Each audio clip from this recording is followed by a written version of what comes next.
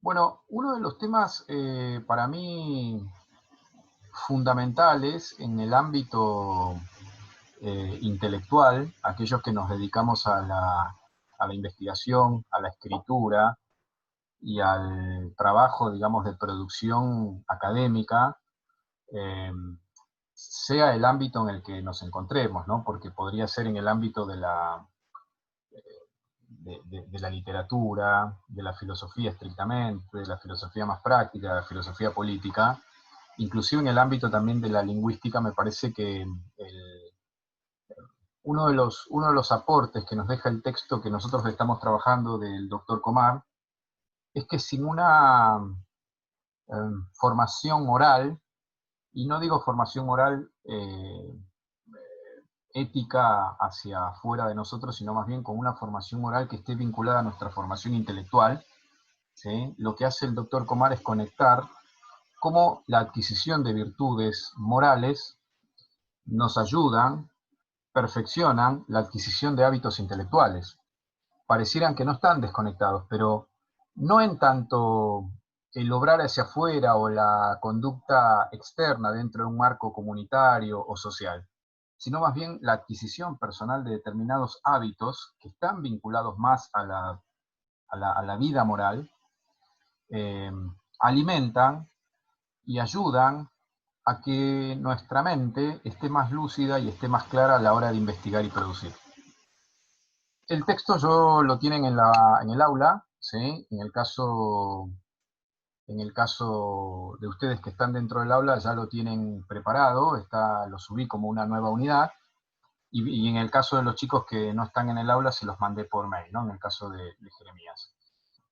Lo que dice el doctor Comar es que nosotros vivimos una época que es poco sensible a la necesidad de formación intelectual, y hace una crítica especial a la formación como adquisición de información, ¿sí? Como si nosotros fuéramos una especie de pendrive capaz de acumular una determinada cantidad de información y que después nosotros eso lo desarrollamos en la vida académica. Bueno, esto no es así, ¿no? Para el doctor Comar, el estudio de un libro, y estoy leyendo lo que está marcado, lo que está resaltado, el estudio de un libro sobre la humildad no nos vuelve a nosotros humildes. Para que la virtud se forme se necesita mucho más que eso, ¿no? De eso va a tratar el artículo del doctor Comar. Hola Gastón, buenas tardes. Buenas tardes, profe, ¿cómo le va? Bien, bien. Entonces, siguiendo esta misma idea del doctor Comar, dice que la formación del hombre es formación de hábitos, ¿sí? Y bajo este vocablo se entienden esto que ustedes ya saben y que estudiaron en ética, las disposiciones estables del espíritu humano. Ahora, la pregunta es, ¿cómo se conecta?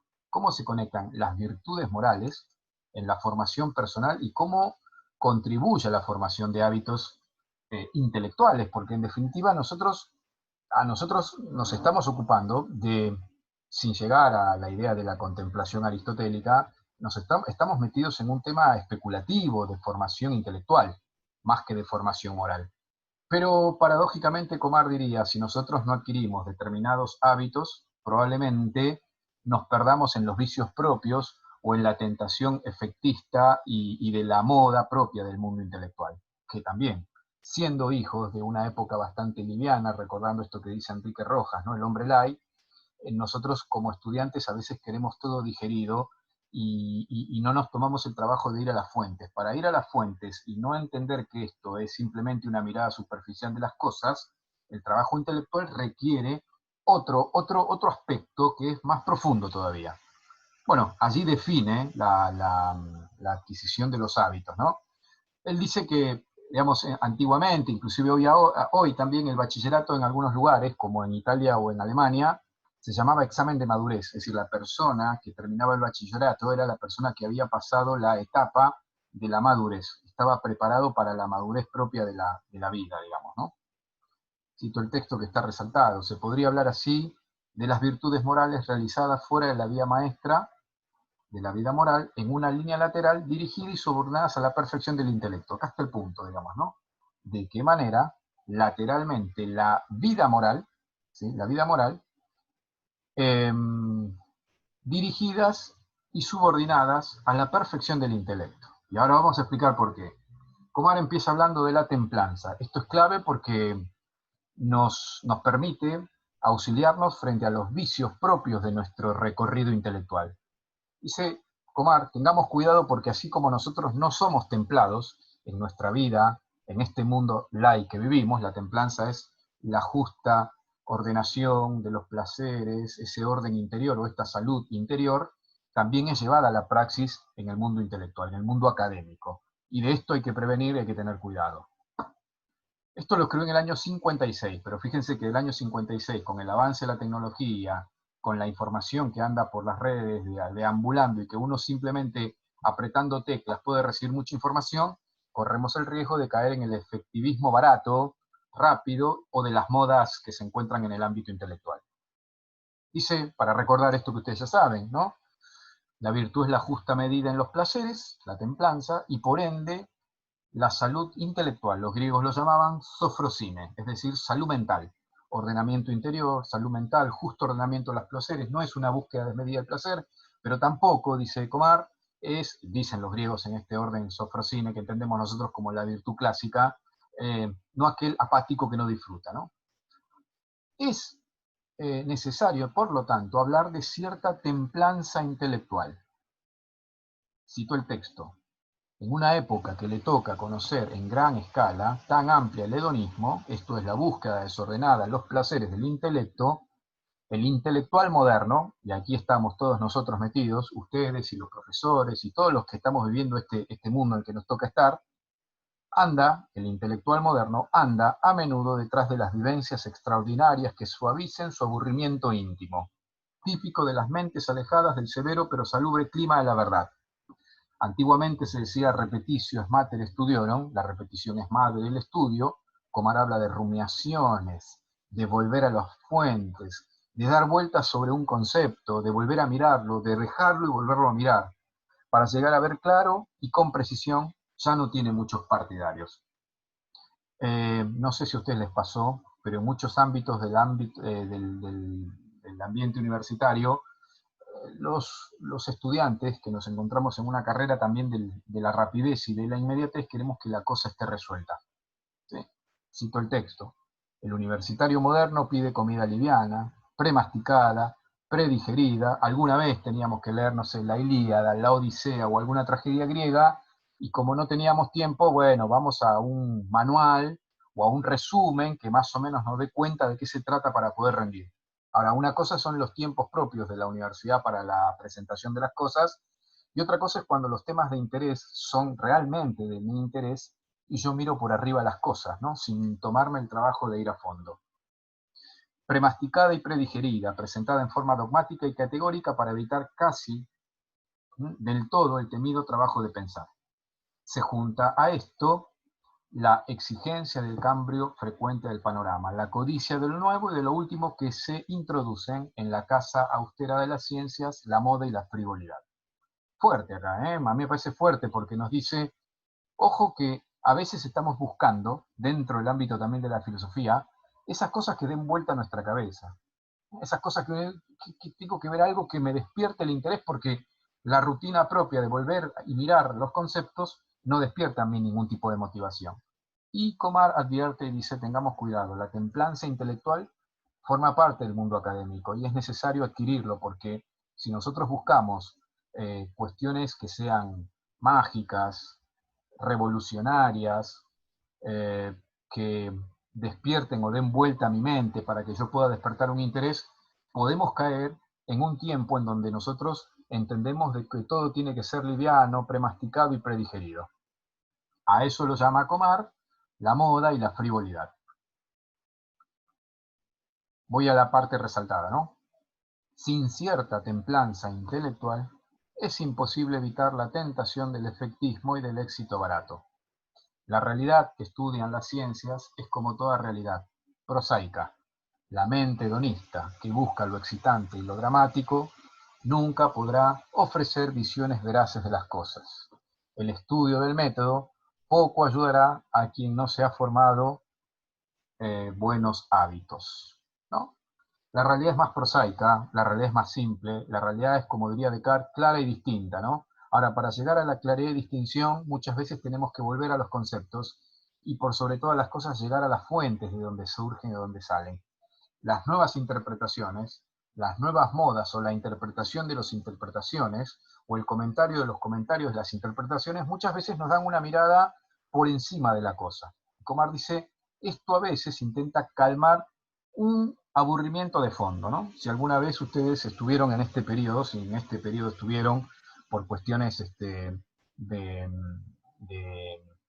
de pandemia, en donde teníamos que estar encerrados en nuestras casas, salvo que alguno sea un trabajador esencial o que tenga alguna flexibilidad para moverse. Seguramente, en el ámbito intelectual, a veces se produce cierto como hastío, ¿no? Del hecho de decir, esto lo llamaba Kierkegaard acerca de no podemos estar tranquilos, Pascal también, ¿no?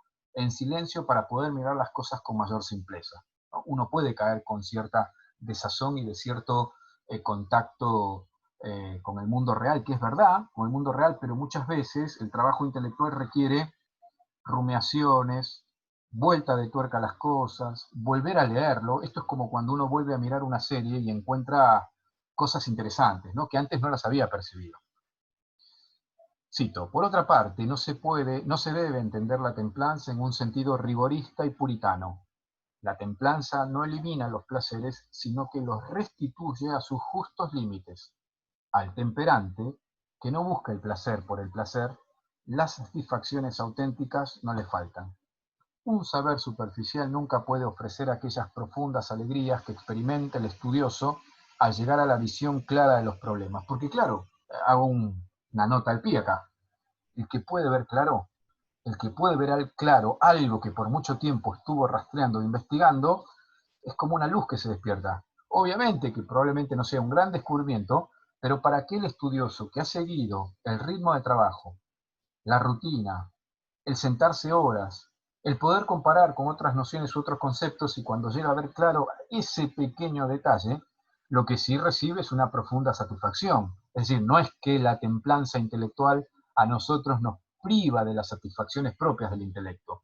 Muy por el contrario, en esas simplezas de llegar a ver cuestiones claras, en donde uno pueda rumbear, ahí aparecen, digamos, las verdaderas satisfacciones del mundo intelectual de las que habla Comar.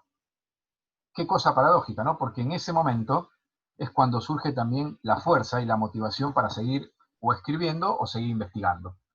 En mi caso, de manera particular, cuando uno puede llegar a ver algo, ¿no? Algo, no digo todo, pero cuando uno puede llegar a conectar una idea con otra idea o con otro autor o con algo que uno estaba buscando, eh, por más cansancio que uno tenga, a mí no me dan ganas de dormir. Yo me quisiera quedar escribiendo toda la noche, porque tengo que aprovechar el momento. Es decir, aparentemente lo que resultaría como algo cansancio, frustrado, resulta como una energía que ayuda mucho a seguir produciendo, digamos, ¿no? Bien, dice el texto, la pesadez doctoral, no, me había quedado en esto. Un saber superficial nunca puede ofrecer aquellas profundas alegrías que experimenta el estudioso al llegar a la visión clara de los problemas. Acá hice la nota al pie. Alegrías estas que hacen olvidar el cansancio y restauran las energías gastadas en los esfuerzos laboriosos. La pesadez doctoral, podríamos añadir acá la pesadez de la licenciatura, la pesadez de la cursada, la pesadez de una materia, la pesadez de una producción que tengo que entregar y no sé cómo terminarlo, cómo seguir, no es fruto de la sobriedad de las costumbres, no es fruto de habernos quedado tiempo sentado a volver a leer o a leer los textos o a compararlos, sino al contrario, es consecuencia de un esfuerzo no llevado a fondo. El saber sólido es ágil, claro y sin embargo lleno de vigor. Cuando ustedes definan un tema, no para esta materia, un tema de investigación en el ámbito académico, cuando se tengan que recibir o preparar su producción escrita o armar su plan de tesis o una tesina provisoria o simplemente se interesen por escribir algo, esto puede resultar pesado y frustrante en tanto uno no puede llegar a ver cosas claras. Ahora, cuando uno tiene con claridad los conceptos a los cuales quiere llegar, decir y explicar, resulta un vigor adicional que es más sólido que lo otro. No es deslumbrante probablemente, no es algo que el gran descubrimiento que uno tiene, pero sí produce una satisfacción en donde uno encuentra sencillamente y con claridad nociones que puede ponerlas a la luz y a la práctica, y en la práctica, digo, ¿no? Fortaleza. ¿Qué tiene que ver la fortaleza con el ámbito intelectual? Seguramente alguno de ustedes, para épocas de finales, debe haber pasado y se haber desantado y debe haber dejado de dormir mucho tiempo porque necesita una fortaleza adicional para llegar a concluir, para llegar a incorporar o para llegar a aprender algo que muchas veces no puede o no tiene el tiempo. Lo mismo funciona cuando uno se embarca en el tema de investigación. La fortaleza es clave porque uno desiste, uno se frustra, uno tiende a tirar todo. Los primeros pasos de la investigación es no llegar a mi tema, porque leí tantas cosas, pero por haber leído tantas cosas a veces no sé para dónde voy, porque cada ventana que abro son 10 puertas que se abren, y mientras abro una se abre otra, y de golpe me encuentro leyendo 500.000 cosas y no saber para dónde disparar. Las ciencias y las artes exigen lucha, porque la realidad en la cual deben penetrar es a menudo abrupta y ofrece resistencias. No estamos nosotros opinando sobre algo, estamos científicamente tratando de descubrir o crear conocimiento. Por lo tanto, esto abrupto, que ofrece resistencias, tiene que sostenerse a base de la lucha activa, que implica el esfuerzo por encontrarme. En algún momento les dije en las primeras clases que yo tenía que encontrarme con personas que a veces me hacían esperar 3 horas simplemente para que me dieran 5 minutos de su tiempo o para que pudieran leer un párrafo del texto, si estaba bien lo que había escrito y qué le parecía o qué podía leer. Y a veces yo me preguntaba mientras esperaba, ¿es justo que uno esté 3 horas esperando a alguien que por ahí puede ser muy bueno, muy capacitado y con mucha... Bueno, ese trabajo forma parte un poco de la lucha, digamos, ¿no? Porque uno está convencido y uno puede encontrar la motivación propia que es su investigación, ¿no? Que a la larga rinde muchos frutos porque uno aprende muchas cosas también, ¿no? En algún momento, cuando uno tiene poco tiempo, lo que empieza a direccionar son sus búsquedas, a perder menos tiempo y a focalizar sus búsquedas de manera más eficiente. Y eso es fundamental en un proceso de investigación, porque puedo estar años leyendo cosas interesantes y no definir mi tema de investigación. Por lo tanto, acá aparece la efectiva orientación de un proceso de investigación. Todo investigador y todo humanista tiene mucho de luchador, salvo que seamos genios, salvo que estemos en el mundo de las ideas, salvo que no seamos gente sensible, con preocupaciones, en donde se crucen también nuestras propias limitaciones y preocupaciones. Ejemplo, no tener tiempo, ejemplo, no tener espacio, ejemplo, no tener conexión, ejemplo, no tener los libros suficientes, ejemplo, no tener quien guíe mi trabajo de investigación.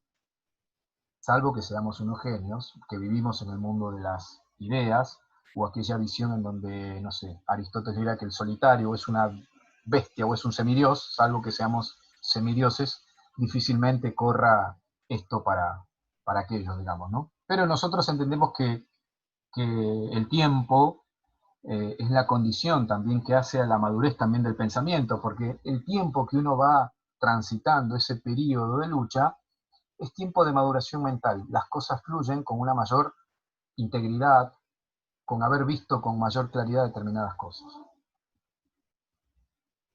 Muchos escepticismos ocultos, guarda, a mí me asusta, ¿no? Un poco.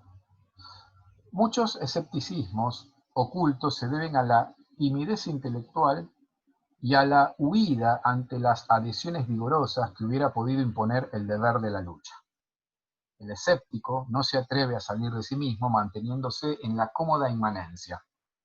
Pero por no abandonarse a lo real, tampoco puede llegar a tener conocimientos ciertos, porque la certidumbre es justamente firmeza de adhesión a la capacidad cognoscitiva, a la cosa que se conoce.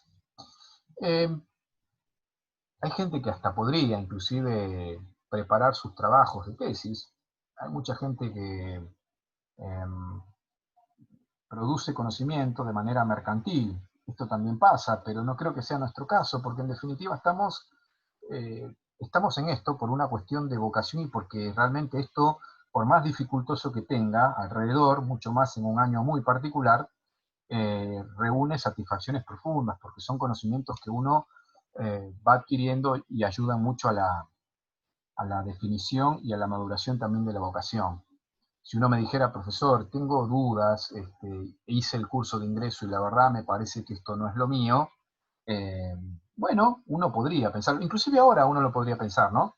Pero yo creo que ustedes han transitado lo suficiente, han tenido un contacto con algunos profesores, han recorrido lo que son las facultades, el pensamiento y las cosas que te van dando las distintas cátedras, y en ese sentido me parece que eh, la madurez propia de un pensamiento, de un deseo de continuar investigando algo, está en las mentes de cada uno por lo que me fueron manifestando. De esa misma raíz, dice Comar, la raíz de la timidez intelectual, brotan varios eclecticismos raquíticos y falsas amplitudes de criterio. ¿Vieron cuando Humberto Eco nos habla de la definición, la profundidad, el acotamiento? No nos perdamos muchas veces en la amplitud, porque la amplitud juega con visiones que pueden ser superficiales, pero que no reúnen, por un lado, ya lo dijo estratégicamente, que suele ser susceptible de muchas críticas, porque cómo podés tomar, no sé, 100 años o 200 años de estudio en donde hay distintas percepciones. Bueno, Comar dice que muchas veces se esconden eclecticismos raquíticos y falsas amplitudes de criterio, que tanto mal hacen a la cultura. Bueno, no sé si tanto mal hacen a la cultura, probablemente acá Comar esté hablando de algo bastante tajante, pero me parece que sí, la amplitud de criterio a veces esconde la falta de profundización en algunos aspectos, ¿no? Aquel que no se atreve a sostener una opinión propia porque no la tiene, no le cuesta ser amplio con las demás opiniones. Además, si no tiene una opinión propia porque ha esquivado la dura lucha por lo real, ¿cómo podemos esperar de él, enemigo de la lucha, que adopte para con otros o para con los demás opiniones, actitudes que no sean de un pacifismo hueco?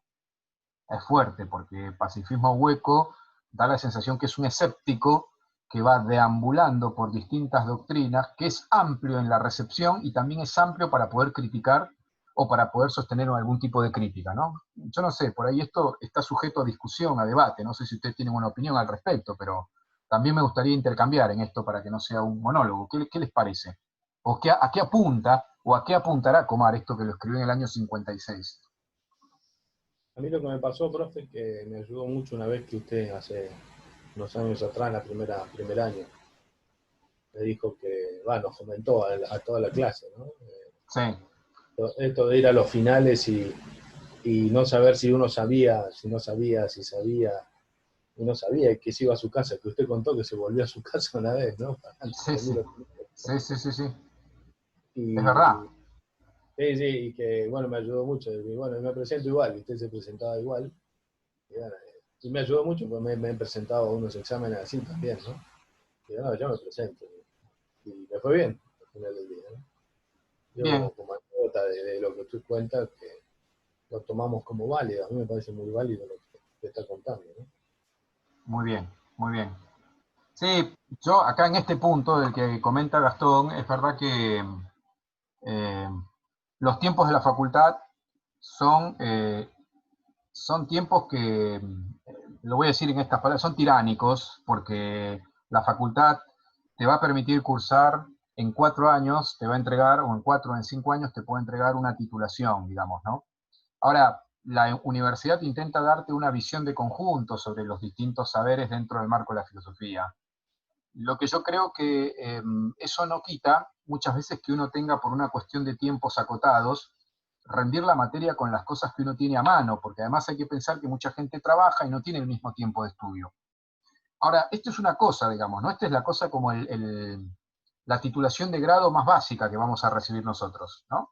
Ahora, titularnos en una especie de posgrado, es decir, en un grado más alto, en donde nos enmarcamos en un tema de investigación que puede tardar muchos años y que podría significar tranquilamente otra carrera, inclusive yo les había dicho que las tesis doctorales eran las tesis de la investigación de toda una vida, ¿no? Porque, no sé, durante un tiempo definiste un tema, durante mucho tiempo ese tema dio para muchas cosas y uno puede seguir investigando. Ya es otra cosa, porque ya salimos de la formación básica de grado, en donde tuve que presentar temas acotados, vistos de una manera ajustada por los tiempos que tenemos. Vamos a ser sinceros. de los 14 unidades de filosofía medieval, no es que las 14 las sabía al 100%. Son 14 unidades. Dentro de cada unidad son, no sé, 10, 15 autores. Por lo tanto, en filosofía medieval podrías tranquilamente estudiar 100 autores, ¿no? San no sé qué de San no sé qué. Bueno, eso es una cosa, ¿no? Y uno no tiene muchas veces el 100% para conocer al 100% todos los autores. Y esto está claro, forma parte un poco de la lógica propia de los tiempos de la facultad. Ahora, en un trabajo de producción y de investigación ya la cosa es distinta. La cosa es distinta. El recorrido es distinto, la profundización es distinta, ¿no? Y esto no quita, como en algún momento lo dijo Ignacio, el perdernos de la visión de conjunto, digamos, ¿no? O sea, nosotros estamos en constante diálogo con los autores que forman parte de esta misma disciplina, inclusive con disciplinas anexas que se conecten con nuestra propia disciplina. No sé, Ignacio, ¿vos qué pensás? No, estaba pensando que también alguna vez un profesor me dijo que el estudiante en su proceso de formación tiene que ser una esponja, tiene que escuchar todo, Muy bien. Prestarse a todo, y que después hay tiempo para especializarse, para focalizar en algo que interesa, pero que en primera instancia hay que estar abierto a todo. Y también respecto al texto de lo que usted hablaba, que muchas veces el escepticismo no es una posición que uno cae no porque la quisiera, sino porque está todavía formándose y no encuentra la vuelta, ¿no? Muy Pero bien. hay veces que quedamos ahí vagando en el escepticismo, aunque quisiéramos tener algún apoyo más firme, pero no lo encontramos y estamos en esa búsqueda. Muy bien, muy bien, gracias. Me hiciste acordar a la doctrina esotérica de los pitagóricos, ¿no? Que no podían verle el rostro a Pitágoras en sus enseñanzas, pero no solamente eso, en primer año no se podía preguntar, ¿no? Uno tenía que aprender a escuchar, ¿no? Como una especie de metodología importante, y eso forma parte también del crecimiento propio en la carrera. Aprendemos, somos esponja, recibimos, vamos dando nuestros primeros pasos con unas primeras monografías en primer año, con alguna presentación de un tema. En segundo año seguimos. Bueno, yo diría que si hemos transitado tanto, ya en tercer año uno va definiendo algún interés particular. Ya podría decir algo sobre un tema, porque ya tenés lo que llamamos en la producción escrita mis conocimientos previos. Los conocimientos previos son los que uno va teniendo y después va dando los primeros pasos en la investigación, ¿no? Bien, la verdadera amplitud de ánimo, dice el texto, es según, perdón, digo para cerrar la idea del eclecticismo, del escepticismo también, que tiene que ver, me parece, con este conocimiento muy por arriba, en donde uno habiendo transitado tanto tiempo, yo voy a poner ejemplos, pero ejemplos que yo me encuentro en la facultad, porque uno mismo va atravesando esto y uno mismo también va haciendo como una metanoia, ¿no? Un cambio de mentalidad, una conversión también, ¿no? En el proceso de maduración, con los golpes y también con la enseñanza, esto ayuda mucho con la enseñanza. Yo tenía un alumno en la facultad eh, que, bueno, muy receptivo de las clases de introducción, había una unidad que le interesaba mucho que era la materia de ética, por lo tanto, bueno, le parecía que eran interesantes y quería seguir profundizando y leyendo también, ¿no? Se encontraba con muchos profesores para poder recibir como la ayuda, para poder rendir la materia. Entonces, bueno, yo me lo encontraba, no sé, un año y le decía, che, ¿rendís el final? No, profe, me falta todavía algunas cosas que me gustaría ver. Bueno, listo. Pasaba el segundo año, pasaba el tercer año, yo les digo la verdad, lo veía deambulando por la facultad creo que 5 años, sin rendir las primeras materias. Yo creo que estratégicamente uno tiene que sacarse todo lo que pueda en el tiempo que pueda. Obviamente no estoy diciendo vayan y no se preparen, prepárense con el tiempo, pero tampoco se dejen estar porque quieren llegar a ver con claridad todo esto. Entonces a veces la amplitud de criterio, esta idea de poder ser receptivos de todo lo que uno puede confundirnos muchas veces, ¿no? Yo creo que si la carrera está hecha para 4 o 5 años, más de 7 años no nos podría tardar. Uno va metiendo materias, va metiendo y después va haciendo el pasito siguiente, ¿no? Y si uno la puede hacer en el tiempo correspondiente, mucho mejor todavía. Bien, dice, la verdadera amplitud de ánimo es, según la ética aristotélica tomista, fruto del hábito anexo al de la fortaleza, cuyo nombre se llama magnanimidad. El fuerte no tiene miedo a los grandes horizontes no solo porque está convencido de la justeza de sus ideas, sino porque ha buscado a fondo, porque buscando a fondo, solo la verdad someterá con gusto sus conclusiones a toda confrontación que se le ofrezca. Conocer la verdad es empresa grande y no admite la pequeñez de ánimo. Magnanimidad y visión le pedía Platón al joven sabio. Acá aparece, bueno, la idea del coraje, del intelectual, que precisamente es lo contrario, ¿no? No es que la filosofía dé cuenta de una persona que se sienta y que intelectualmente se busca lucubrar cuestiones medias raras que suenen muy bien, porque eso no forma parte del examen riguroso de sostener ideas, de defenderlas y haberlas investigado a fondo. Creo que el investigarlas a fondo te da como la herramienta para poder ponerlas en discusión, sin que esto signifique atentar contra la opinión del resto, con otras visiones. Pero me parece que es un lugar en donde uno se puede parar con tranquilidad para poder eh, someter a discusión sus ideas. Una clave en este punto, si pueden tomar nota también sobre esto, es que yo les había dicho que uno tiene que estar cómodo, gustoso con lo que investiga, pero no confundamos la comodidad con lo gustoso con el renunciar a aquello que implique el esfuerzo de investigar. Pero fundamentalmente yo diría que si uno tiene que hacer una línea para atrás, perspectiva para atrás, desde el primer día de clase hasta el último día de clase en el que estamos, hoy parados, por ahí debería tomar aquello en donde yo me sentí cómodo cuando rendí mis finales, cuando me sentí cómodo estudiando la materia, cuando me sentí cómodo escuchando al profesor, cuando me sentí cómodo leyendo determinado libro, porque eso es un parámetro que es la garantía que a vos te va a decir, esto es el punto en donde yo quiero investigar de aquí en más. Esa comodidad y eso gustoso tiene que despertar también una motivación adicional. Bien, la semana que viene voy a trabajar, voy a terminar la fortaleza un poquito y voy a seguir con las otras dos virtudes de las que habla el texto de Comar, que es la templanza y la prudencia y la fortaleza. Perdón, la justicia y la justicia y la prudencia, perdón, porque fuimos al revés, ¿no? No agarramos por la primera, que es la madre, sino que fuimos por la templanza y la fortaleza.